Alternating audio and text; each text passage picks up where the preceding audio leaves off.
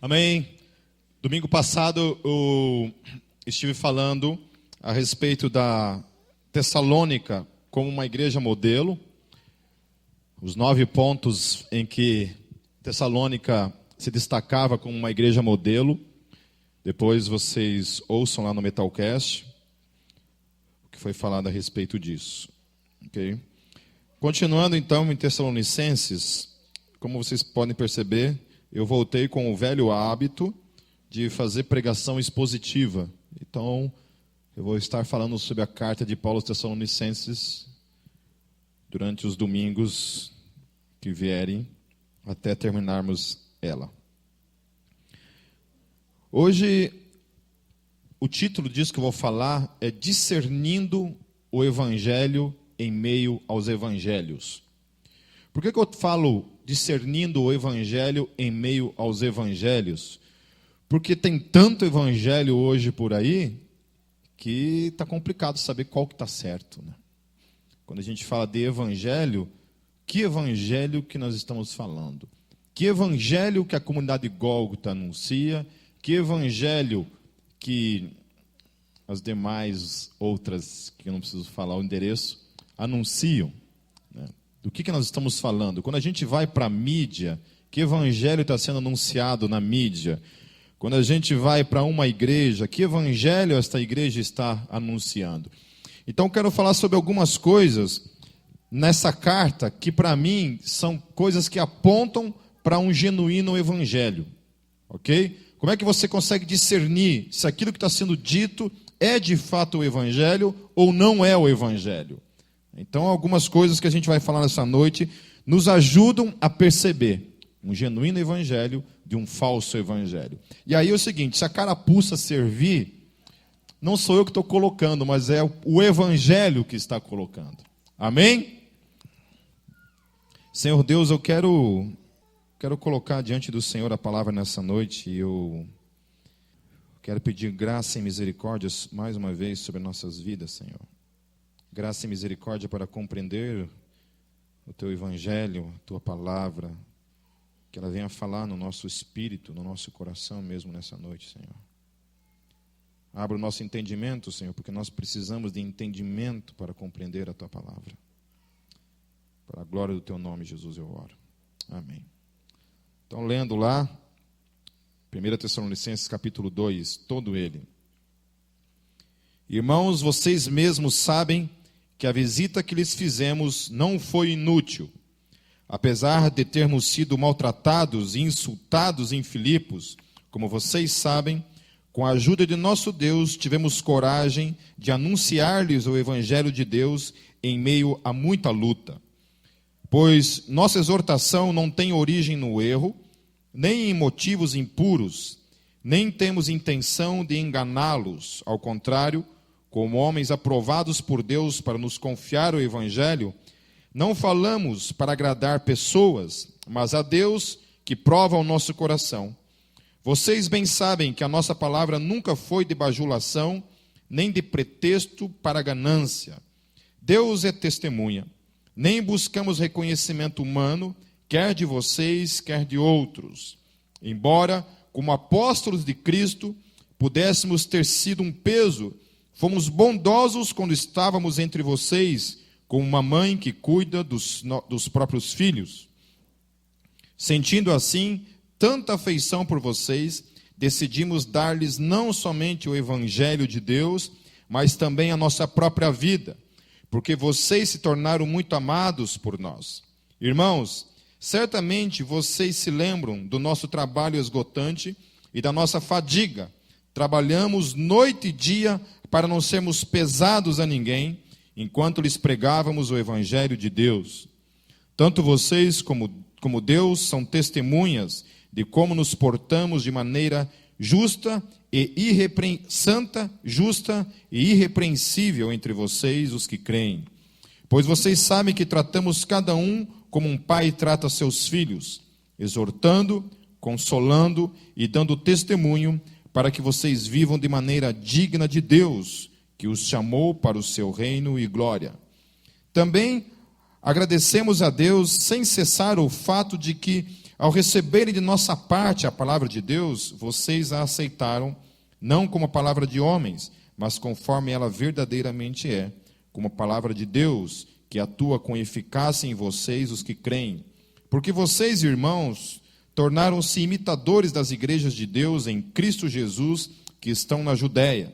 Vocês sofreram da parte dos seus próprios conterrâneos as mesmas coisas que aquelas igrejas sofreram da parte dos judeus, que mataram o Senhor Jesus e os profetas e também nos perseguiram. Eles desagradam a Deus e são hostis a todos, esforçando-se para nos impedir que falemos aos gentios e estes sejam salvos. Dessa forma, continuam acumulando os seus pecados sobre eles. Finalmente, veio a ira. Nós, porém, irmãos, privados da companhia de vocês por breve tempo, em pessoa, mas não no coração, esforçamo-nos ainda mais para vê-los pessoalmente, pela saudade que temos de vocês. Quisemos visitá-los. Eu mesmo, Paulo, o quis, e não apenas uma vez, mas duas. Satanás, porém, nos impediu. Pois quem é a nossa esperança, alegria ou coroa, em que nos gloriamos perante o Senhor Jesus na sua vinda? Não são vocês? De fato, vocês são a nossa glória e a nossa alegria. A primeira coisa que eu acho interessante, que em meio a esses tantos evangelhos, que o evangelho bíblico é um evangelho que não traz sobre mim e sobre você algum tipo de capa protetora e isenta de perseguições, lutas e outras coisas mais que implicam a vida. O evangelho que não consiste no evangelho bíblico é aquele evangelho que tem frases prontas, como por exemplo, ai daquele que toca no ungido do Senhor. Eu tinha essa palavra na minha vida como uma herança. Ai daquele que toca no ungido do Senhor. Até o dia que eu apanhei de um bando de black metal. Então a primeira questão é essa, que expressões que você vê costumeiramente sendo usadas por aí, que denotam, tudo posso naquele que me fortalece, sempre se cita essas questões bíblicas de modo isolado para promover um evangelho triunfalista. Um evangelho que não enfrenta a realidade do dia a dia. Aí o que acontece? Quando você vem para a carta de Paulo, por exemplo, Paulo ele fala umas coisas interessantes aqui. Ele fala que é um evangelho que é anunciado em meio aos maltratos, ele fala sobre ultrajes, ele fala sobre lutas, ele fala sobre insultos. Lutas. Quando você lê as cartas de Paulo, quando ele descreve o sofrimento dele, ele fala de ter apanhado não somente uma vez, mas várias vezes. E Paulo era um apóstolo. Paulo era um ungido do Senhor. Ai daquele que toca no ungido do Senhor. Essa expressão é uma expressão do Antigo Testamento que era usada, que Davi usou se referindo ao rei. Que o rei não podia ser tocado por aqueles que estavam debaixo da sua autoridade. Se pega uma expressão como essa e se quer usar no Evangelho, mas no Evangelho não cabe. Por que não cabe? Aquele que deu origem ao Evangelho, que é o Senhor Jesus Cristo, apanhou ou não apanhou? E ele era ou não era o ungido? Porque Cristo significa isso, o ungido.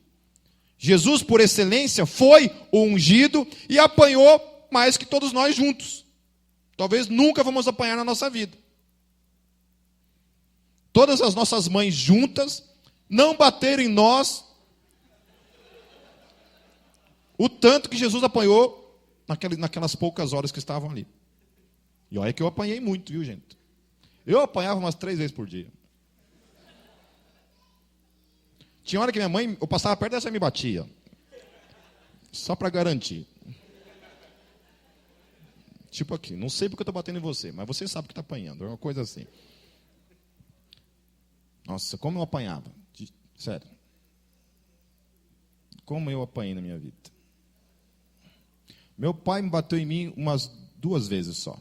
Mas a minha mãe, a véia batia em mim todo dia.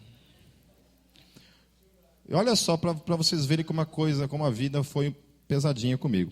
Meus 3 irmãos desobedeceram, saíram para a rua, foram brincar no meio de umas valetas que não tinha asfalto na minha casa naquela época, isso há 40 anos atrás. E estavam lá, e o meu irmão mais velho cortou o pé. E meu irmão mais velho, quando ele vê sangue, ele desmaia. Então, os dois mais novos, meu irmão era gordinho, tiveram que trazer arrastado o piá, desmaiado, sangrando o pé. O meu pai viu aquilo, deu um cacete nos três. E eu ali do lado assistindo. E eu tinha uns 2 aninhos.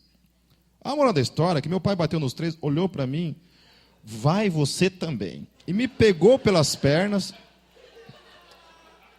virou o cabeção para baixo e dá-lhe. Essa é a expressão que você nunca use na Polônia. Nunca use essa expressão na Polônia. Na Polônia isso aqui significa nhanhá.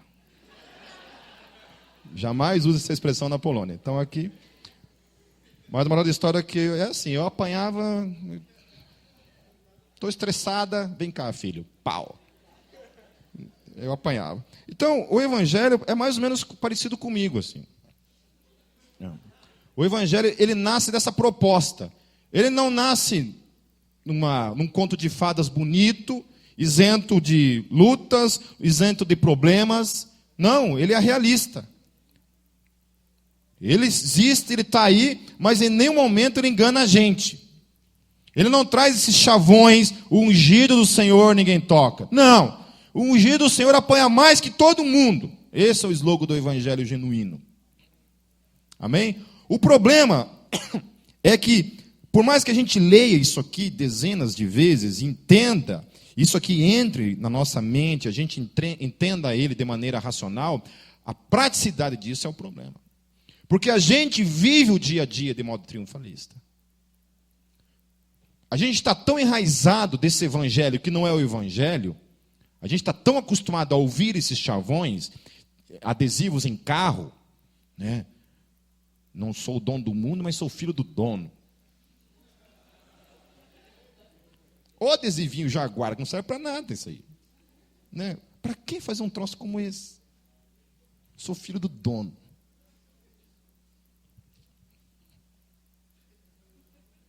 Mudou a minha vida isso. Mas está entendendo? Então está ali. O problema é que a gente vive isso. Você quer saber quando que você vive isso? Quando fura o pneu do teu carro. Quando falta dinheiro em casa. Quando você apanha da tua mulher.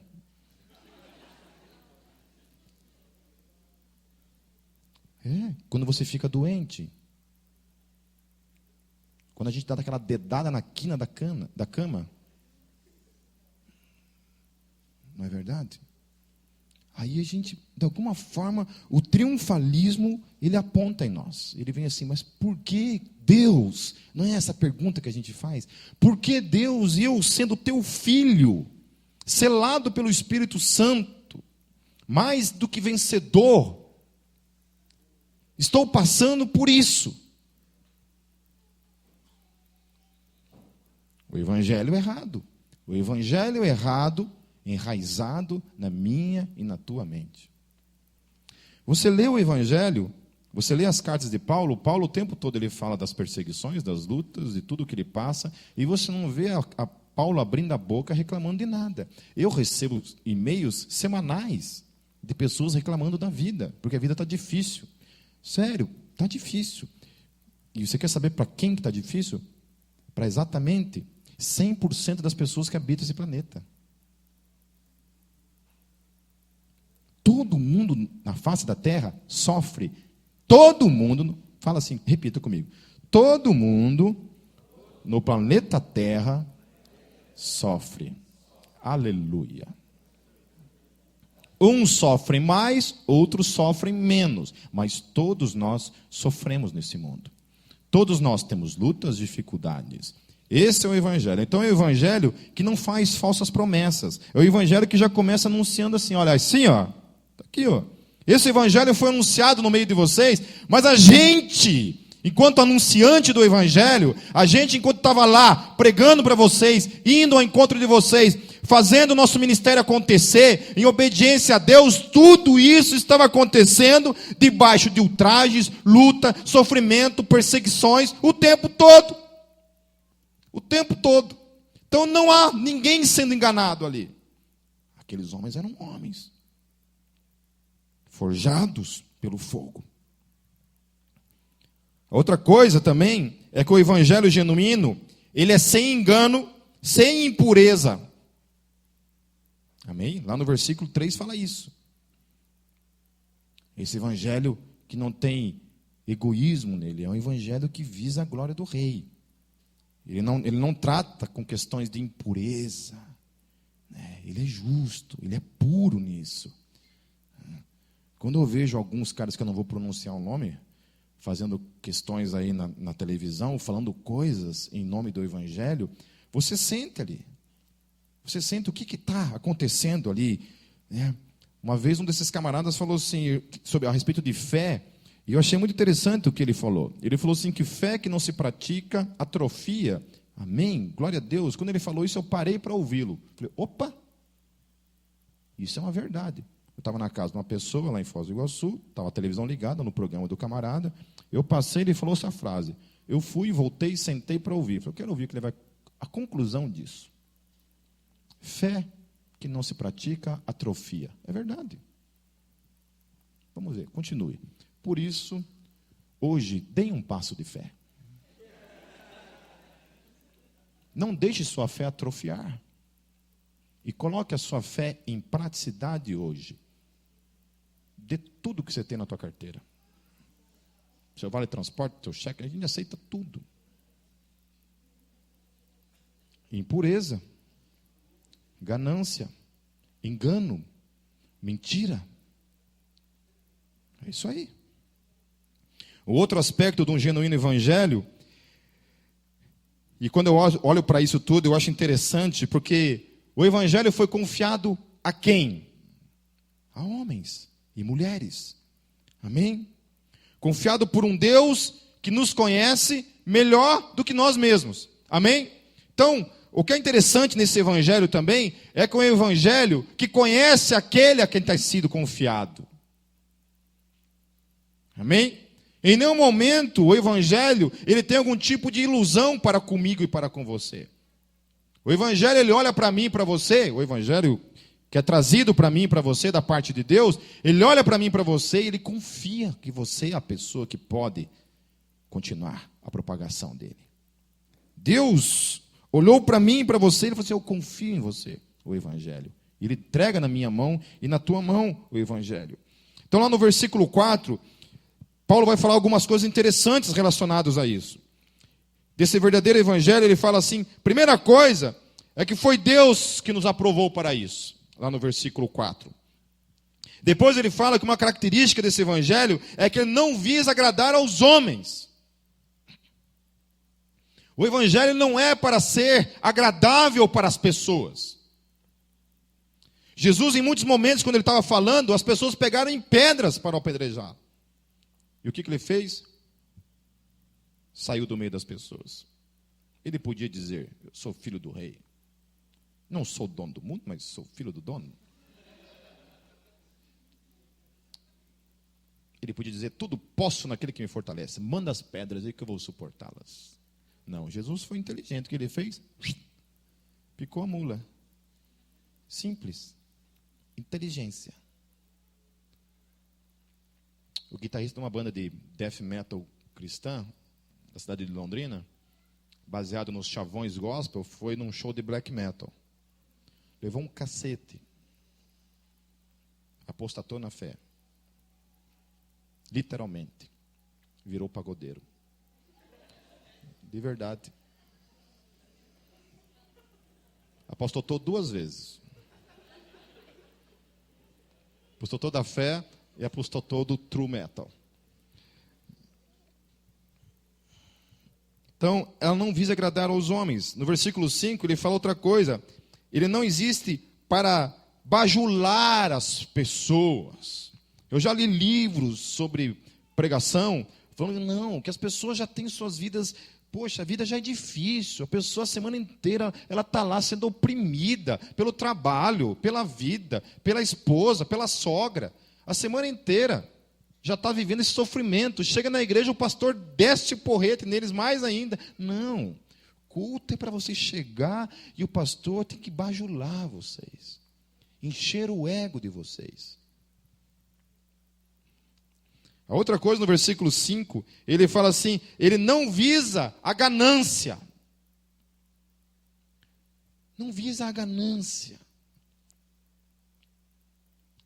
Não fique feliz com a sua casa, não seja feliz com o seu carro, não seja feliz em andar de ônibus, não seja feliz com aquilo que você come, não seja feliz, não seja feliz. Você precisa ter uma mansão, você precisa ter 2, 3 carros, você precisa enriquecer, dinheiro, dinheiro, dinheiro. Se isso não é o evangelho da ganância, que evangelho é esse? Que evangelho é esse? Se o evangelho, ele não visa a ganância, do que nós estamos falando então, quando se trata desse evangelho que está aí? Discernindo o evangelho em meio aos evangelhos. Lá no versículo 6, Paulo ele fala uma outra coisa, que o evangelho, ele não busca a glória dos homens. Amém? Ele não busca a glória dos homens. Quando fala, lá vem o grande homem de Deus, isso é uma mentira. Não existe grandes homens de Deus sobre a face da terra. Não existe grandes homens de Deus e não existe grandes mulheres de Deus sobre a face da terra. Nunca existiu e nunca existirá grandes homens e mulheres de Deus sobre a face da terra. Sempre existirá homens e mulheres de um grande Deus. Amém? Ninguém é grande. O nosso Deus é grande. Somente Ele é grande. Incomparavelmente grande. Lendo os livros de teologia, lendo os conceitos filosóficos e metafísicos que abrangem toda a questão da teologia, né? Existem 2 tipos de teologia no mundo. Existe a teologia popular, que é aquela que o ateísmo costuma atacar na internet e que realmente aquilo ali nem eu creio, né? Eu sou talvez mais ateu do que eles quanto aquilo ali, né? Então existe o evangelho, o cristianismo popular, a religião popular cristã, que essa qualquer um consegue falar. Agora, quando você vai para o cristianismo verdadeiro, que abrange questões profundas, reais, teológicas, metafísicas, filosóficas profundas, aí o negócio é um pouco pior. Aí você tem que entender mesmo do negócio para você conseguir refutar isso. Destruir aonde a fé cristã está fundamentada. O fundamento da fé cristã, que é muito diferente disso que está aí. Então existe esse aspecto desse verdadeiro evangelho genuíno, cristão, que tem percorrido a história e que é uma coisa muito bem alicerçada, com fundamentação real e verdadeiro, e existe esse troço que foi criado hoje aí. Esse negócio que está aí. E que não tem muito a ver comigo, com você, mas está aí. E eu e você somos incluídos nele. Querendo ou não, nós estamos incluídos nele. Tanto que, umas 2 semanas atrás, lá uma pessoa falou assim, vai lá, pastor, vai lá pegar dinheiro do teu povo, vai lá roubar o dinheiro do teu povo, que você deve estar rico. Puxa, não está muito rico, meu Deus do céu. É essa, entendeu? E o que ele fala é o conceito que está aí. Entendeu? O evangelho que está aí é esse. Então, o que nós temos que fazer é discernir qual que é o verdadeiro evangelho. Uma outra coisa desse evangelho que é interessante, que é um evangelho que pode exigir, mas ele opta por não fazê-lo. Lá no versículo 7, Paulo fala.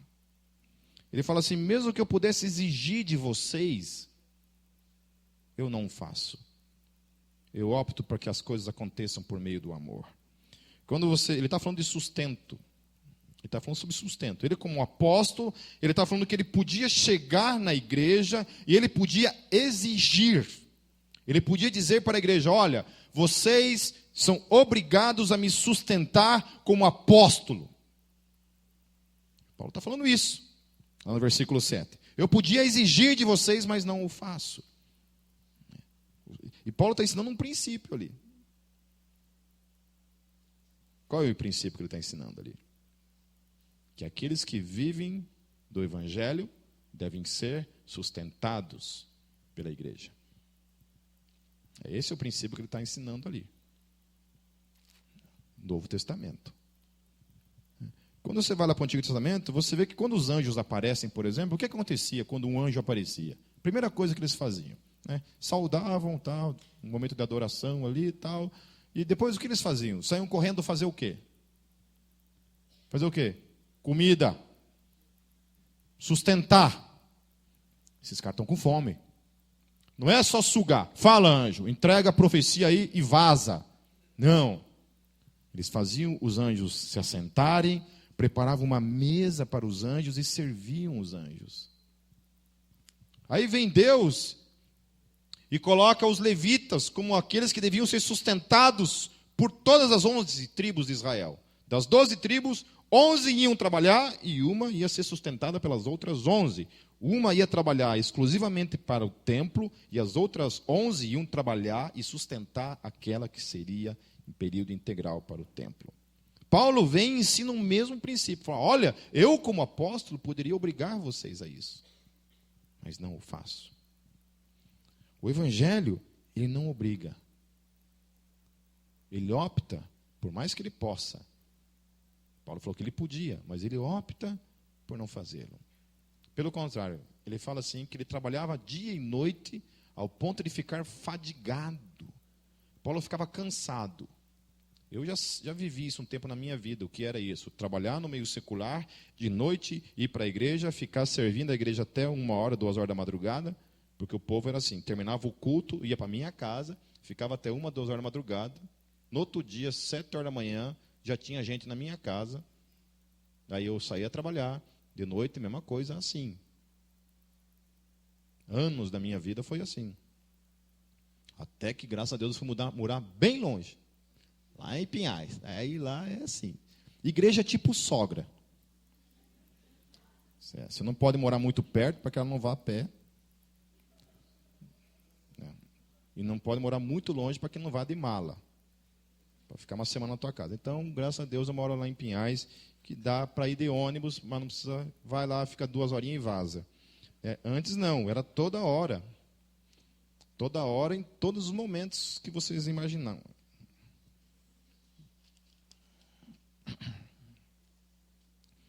Paulo fala de um evangelho, que é um evangelho que está disposto a dar a sua vida.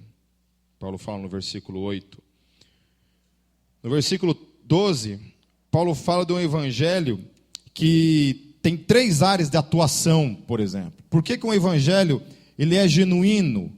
Ele é genuíno porque ele trabalha em 3 áreas na minha vida e na tua vida. Paulo fala sobre exortação, ou seja, a igreja tem que ser exortada, chamada para uma vida de santificação. Tem que ser exortada.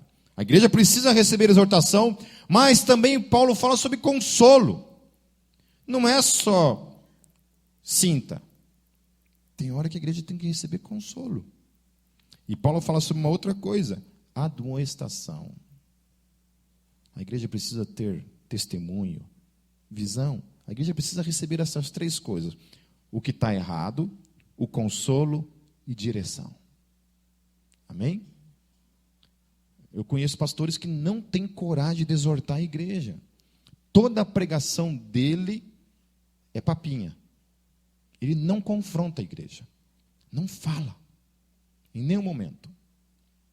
O tempo todo a pregação é aguinha com açúcar. É como se nós estivéssemos falando de outras pessoas, mas não aqui dentro. Então não tem exortação. Ou tem aqueles que é só porrada, né?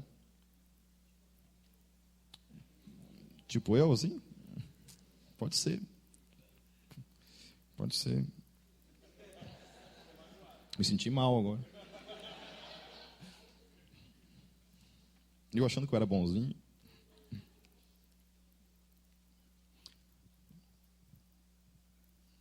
No versículo 11, Paulo fala de um evangelho que nos chama para o reino e para a glória de Deus. Para o reino e para a glória de Deus. Quando você é chamado para o reino, tem uma conotação diferente de você ser chamado para o teu reino. Para a tua vida. É para o reino. O reino é uma coisa que não compete somente a mim. Agora é o reino. Quando eu estava lá na Alemanha, eu olhava assim, na hora que estava dando aula, assim, e eu via assim, ucranianos, russos, belorussos, poloneses, espanhóis, portugueses, americanos, australianos, neozelandeses, tem até um cara lá do Líbano, brasileiros, parte mais feia da escola, assim, os encardidinhos ali, a favela, assim, estava a favela ali, né? Nós também estava dentro desse povinho feio, mas estava lá, né? Você olha para aquilo ali, e aí até rolou uma hora lá, uma discussão, porque lá na Ucrânia estavam sendo, para a guerra, convocados os homens para a guerra. E algumas pessoas da Ucrânia ali, que eram casadas, e os jovens também, sabiam que quando voltassem para o seu país, eles poderiam ir para a guerra. Então, gerou uma tensão. E se foi dar um recado lá e falou desse avião que foi derrubado lá na Ucrânia, e que foram os russos que derrubaram, mas falou assim, afirmando isso, e um dos belorussos não gostou da afirmação, levantou e falou assim, olha, nós não estamos aqui para defender interesses políticos, defender quem está certo e quem está errado, dizer quem está certo e quem está errado nessa guerra, porque nós aqui não temos bandeiras, nós aqui somos o reino. A única coisa que nós devemos fazer é orar para que essa guerra cesse. Nós não podemos aqui agora determinar quem são inimigos e quem não são, porque nós não temos inimigos. Nós somos uma única nação, que não tem bandeiras. Amém? O reino. Então eu olhava para aquilo, é interessante, porque era o reino que estava ali. E eu disse uma coisa que eu sempre digo aqui, e eu disse para eles lá, que se não fosse o reino, eu jamais teria conhecido aquelas pessoas. O reino de Deus, ele é uma outra coisa existindo nesse mundo que não tem nada a ver com esse mundo. Cada um de nós faz parte desse reino, chamado para esse reino e para a glória de Deus, chamado para a glória de Deus, não para a minha e para a tua glória. Nós existimos para a glória dele. E esse é todo o diferencial. O evangelho é esse. O evangelho, ele aponta para o reino, ele aponta para a glória de Deus. Se não aponta para o reino, aponta só para mim, para você, eu, você, sua felicidade, sua alegria, sua prosperidade. Não tem reino nisso. A igreja, ela era tão consumida por essa visão de reino, que ela chegava ao ponto de vender tudo, todos os seus bens, e colocar nos pés dos apóstolos e dizerem, olha, isso tudo é para o reino. Isso era natural para eles. Agora não, numa geração mesquinha do evangelho hedonista, egoísta, que aponta o tempo todo, eu, você, esse tipo de coisa morre.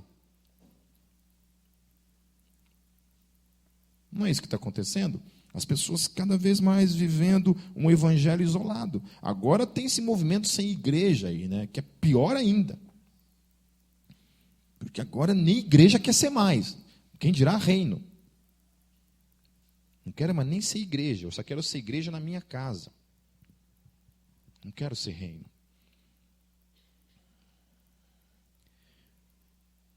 O evangelho é esse evangelho que aponta para mim, para você, quando ele propõe um relacionamento de uma pessoa que entra no secreto com Deus e tem um encontro real e verdadeiro com o Deus vivo nesse lugar. E é esse encontro real e verdadeiro com o Deus vivo no secreto dele que tem poder para transformar o mundo.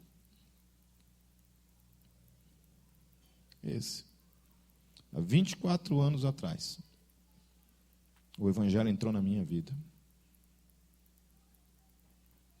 Há 24 anos atrás, o evangelho entrou na minha vida. E ele causou uma transformação radical na minha vida. E essa bomba dessa relação, esse dinamis, essa dinamite, literalmente, ela causou uma avalanche de transformações na vida das pessoas a quem a minha vida transformada em Cristo Jesus começa a influenciar. A minha e a tua vida. Então você tem um dinamismo acontecendo aqui, uma explosão de vida acontecendo aqui, de transformação. Você tem essa aqui, acontece outras explosões em volta, que acontece outra, e vai tomando essa dimensão gigantesca, ao ponto de nós estarmos aqui, não comportarmos mais aqui, precisamos ir para um lugar novo, que daqui um pouco não comporta mais, que vai para um outro lugar, e a coisa começa a tomar essa proporção gigantesca. Esse é o Evangelho. Esse é o poder do Evangelho. Tudo isso se resume a isso aqui, ó. Lá, nesse encontro pessoal com o Deus vivo. Quando nós encontramos Ele lá no nosso secreto, tudo é diferente. Então não é não é isso que está em questão. Não é os bens, mas é essa pessoa a quem nós encontramos lá no secreto, todos os dias. Todas as barreiras possíveis que nos separavam dele foram destruídas naquela cruz, naquele dia, e agora eu tenho acesso a ele o tempo todo. Por causa do jet lag, eu não estou conseguindo dormir até mais tarde, acordo 3h, 3h30 da manhã, fico lá com o zoião aberto lá, por causa do horário lá na Alemanha, e eu aproveito esse tempo para orar, para me quebrantar na presença de Deus. Essa madrugada passada eu estava chorando de madrugada lá, soluçando na minha cama, glorificando a Deus na minha cama. Só eu e ele. Gabriel de um lado, a mãe dele do outro lado, eu lá na minha cama, glorificando o Deus vivo que você encontra no teu secreto, o tempo todo. E que ninguém mais pode separar você dele. Esse é o Evangelho. Não importa o dinheiro, não importa o carro, não importa nada. Tudo que nós temos de mais precioso é Ele. É Ele. Então, quando a gente tem Ele, o resto é resto. Se tiver, tá bom. Se não tiver, tá bom também.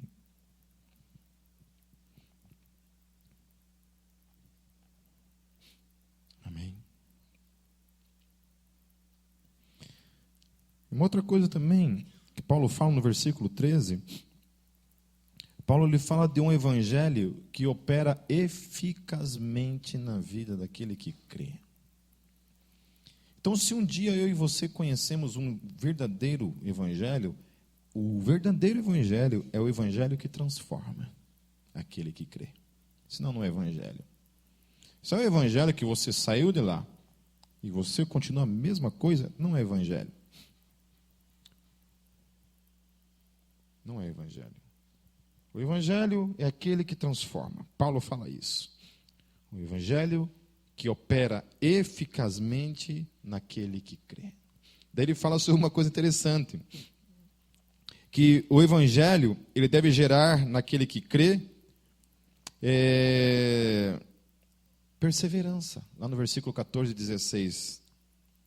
No 14 e 16 ele fala assim, ó: porque vocês, irmãos, tornaram-se imitadores das igrejas de Deus em Cristo Jesus que estão na Judéia.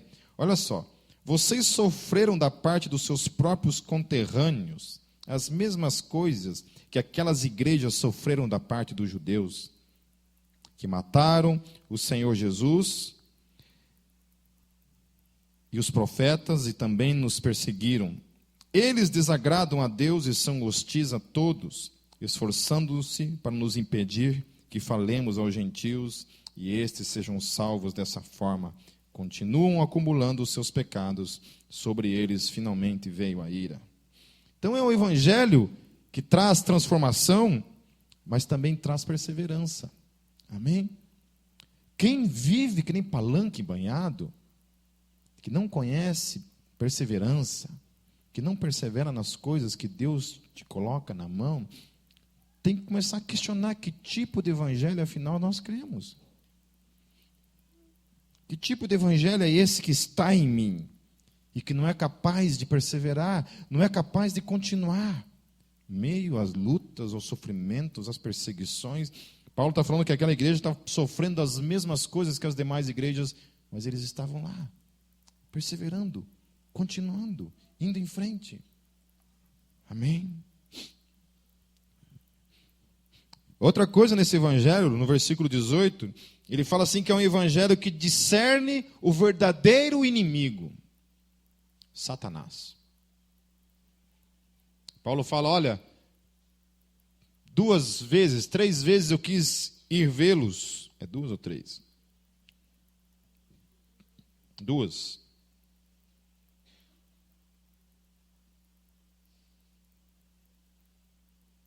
É 2. Porque é muito importante. 2 ou 3. Tem o poder de transformar vidas essa informação. Então, precisa definir se é 2 ou 3. Um parênteses nisso que eu estou dizendo. Eu falei uma coisa lá na faculdade, lá na escola, a respeito de uma matéria que eu dei lá, que é a apologética. Eu trabalhei com eles essa questão de alguns teólogos que afirmam, por exemplo, não importa se a mula falou com Balaão. O que importa foi o que a mula falou para Balaão. Essa é uma palavra. Não importa se Maria era virgem. O que importa é que Jesus veio. Não importa se Jonas foi engolido ou não. O que importa foi a mensagem que quis ser transmitida ali. Não importa se Moisés atravessou ou não atravessou um mar vermelho. Se ele atravessou ou não atravessou. Não importa. O que importa é a mensagem. Isso é verdade? Faz diferença ou não? Faz. Não importa se uma serpente falou ou não falou com Eva. Vocês já perceberam que no Facebook, às vezes, em outros lugares de discussão, os ateus pegam muito nessas questões da cobra que falou? Né? Absurdos na Bíblia. Uma cobra falando com uma pessoa. E eles sempre ignoram a parte da mula. Eu nunca vi ninguém usando o argumento da mula. Acho que eles devem acreditar que mula também fala. Só pode. Não. A serpente é absurdo. Mula até que dá um desconto. Acho que talvez haja algum tipo de consanguinidade ali, alguma coisa. Mas a mula é possível, a serpente não.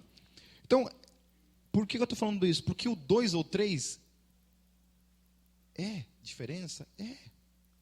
Porque se nós começarmos a falar, não importa se é 2 ou 3. Importa sim. Porque essas gerações que vêm aí precisam entender que importa. Importa se realmente, se a Jonas foi ou não foi. Porque se a Bíblia está falando aquilo ali é mítico, aquilo não é real, não é verdadeiro, nós temos um problema na mão. Quem que determina agora o que é e o que não é mítico? Então, toda essa história do Evangelho pode ser simplesmente mítico e não verdadeiro. Esses dias eu postei também a respeito de Adão. Que existe uma teoria muito forte hoje que Adão não existiu. Começa a se defender que Adão foi um personagem mítico que nunca existiu.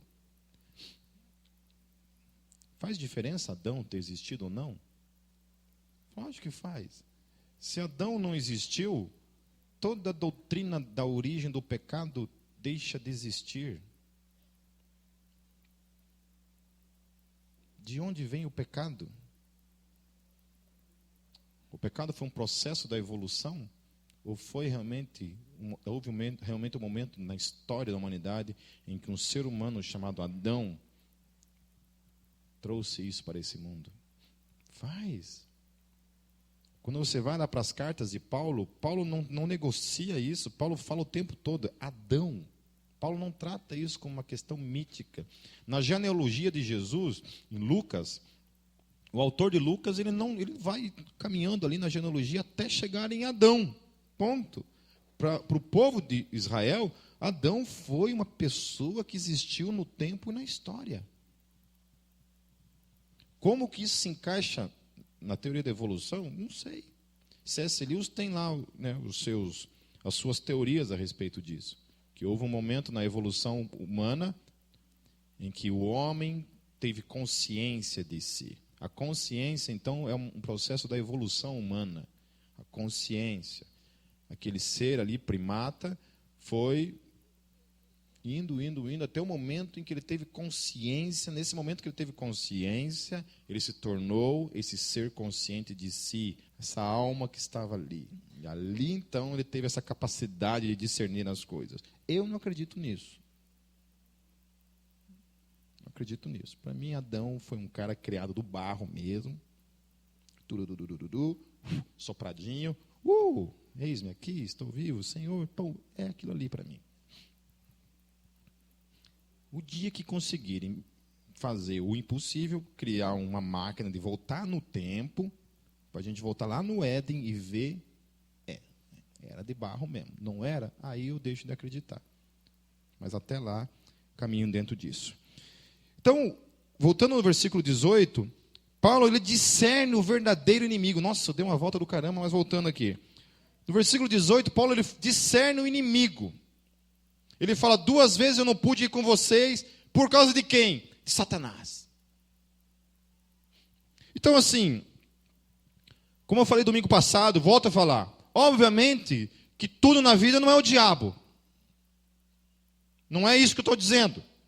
Que tudo na minha e na tua vida, necessariamente é o Satanás. Mas que há momentos em nossa vida que nós temos que buscar o discernimento, que pode ser que seja.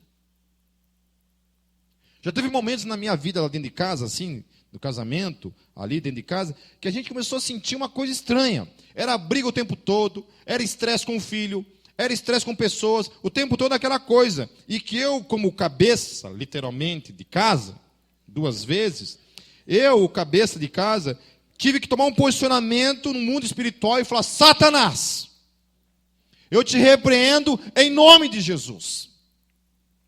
E eu determino em nome de Jesus que toda atuação sobre a minha família caia por terra agora, em nome de Jesus. E a gente sentir que o ar ficou diferente. Sabe, às vezes você precisa tomar uma posição em casa, no mundo espiritual. Você como pai, precisa falar com autoridade em nome de Jesus, o diabo do lugar. O lugar do diabo. Vocês entenderam? O lugar do diabo, Satanás. Então Paulo ele discernia, ele falou, olha, 2 ou 3 vezes, 2 vezes eu quis estar com você, mas Satanás me impediu. Satanás me impediu. E ele continuava. Para encerrar, o verdadeiro evangelho é um evangelho que discerne genuinamente o que de fato tem valor na vida, no reino e para Deus. Pessoas. O verdadeiro evangelho nomeia o que há de mais precioso na minha e na tua vida. Pessoas. E aí não tem jeito. Se você está no evangelho, não tem como você fugir disso. Não tem como haver evangelho sem pessoas. Amém? Não tem como. Aonde houver o evangelho, vai existir pessoas. Existirá sempre pessoas. Porque o que há de mais precioso no evangelho são as pessoas. Se não tem pessoas, não tem evangelho. E se não tem pessoas, o que sobra, não dá para se chamar de evangelho. Porque o evangelho são as pessoas. O alvo do evangelho são as pessoas. O que mais há de valoroso na minha e na tua vida são as pessoas. Lá no versículo 19 e 20, Paulo ele fala assim, terminando a parte do capítulo, ele termina assim, pois quem é a nossa esperança? Quem é a nossa alegria? Quem é a nossa coroa em que nós nos gloriamos perante o Senhor Jesus na sua vinda? Quem é?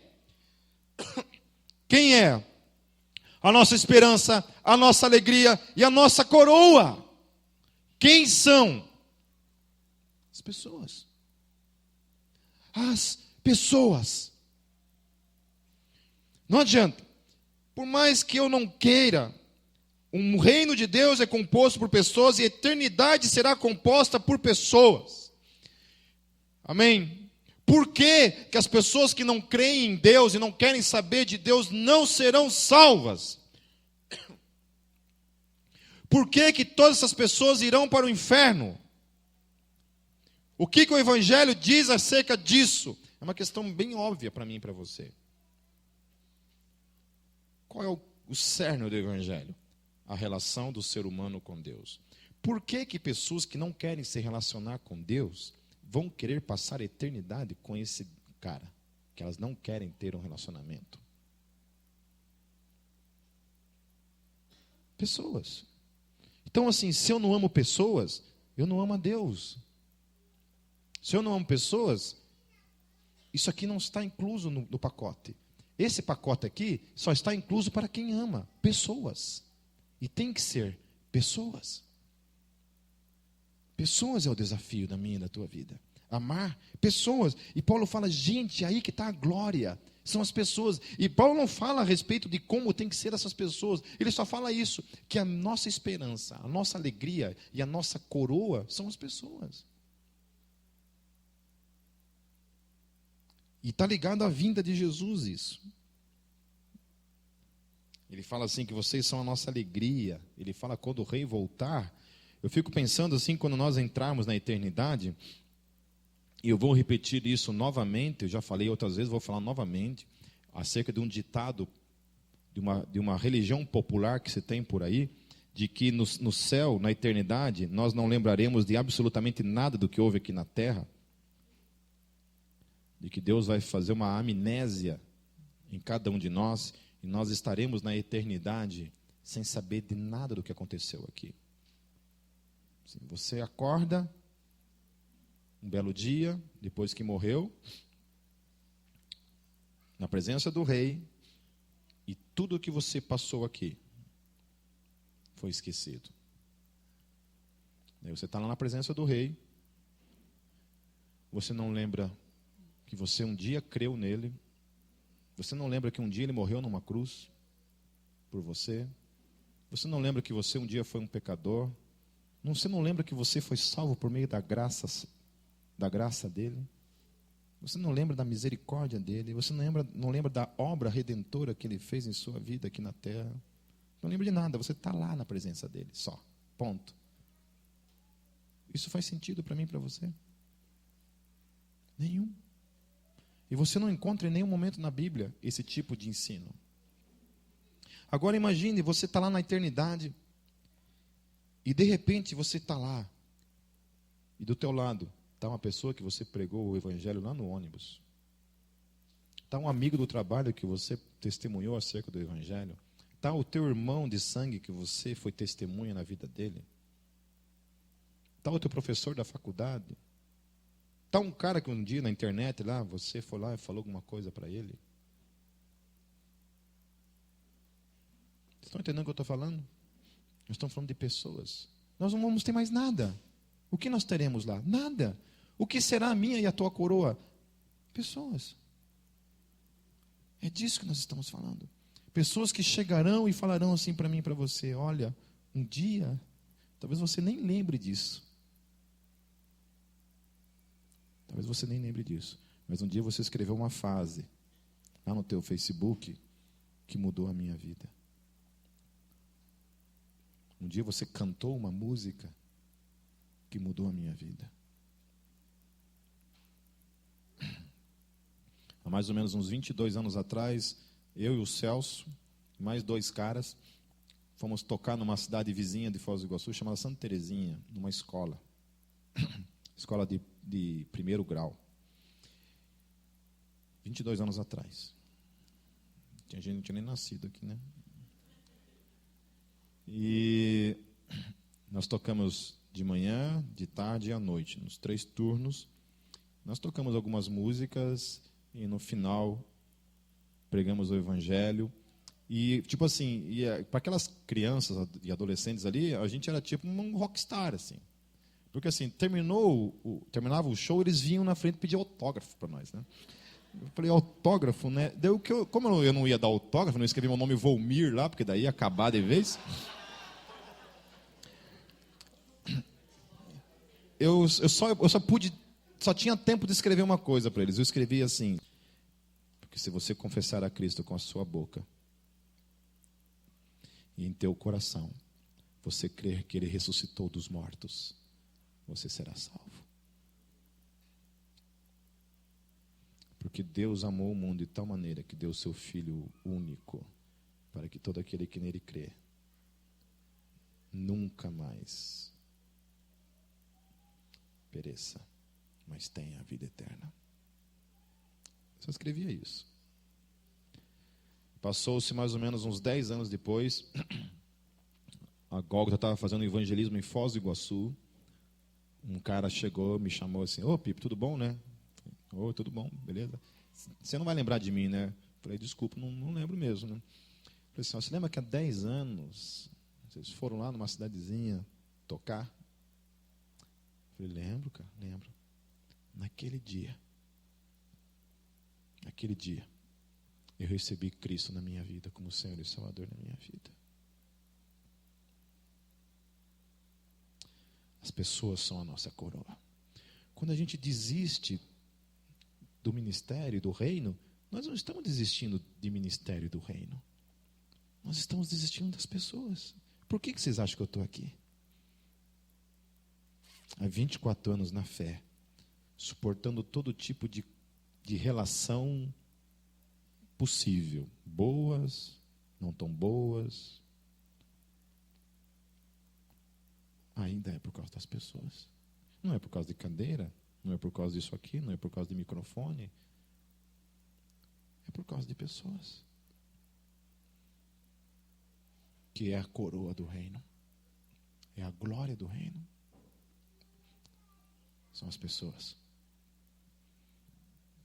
Se nós queremos identificar um evangelho genuíno, um evangelho que dá valor às pessoas e não às coisas. Amém. Feche seus olhos.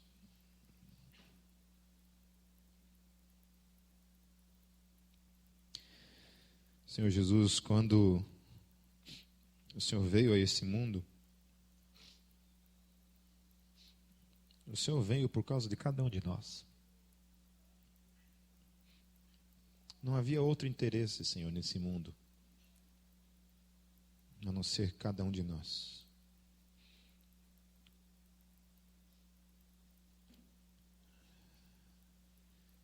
E dentro dos teus planos, Senhor, era que a gente também entendesse isso. Que o que nós temos de mais precioso na nossa vida são as pessoas a quem o Senhor amou. Continua amando e amará para sempre.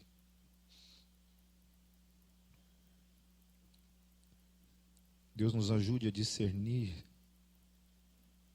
o Evangelho no meio de tantos falsos evangelhos que nós temos à nossa volta, Senhor. Nos ajude a olhar para a Tua palavra, Senhor, e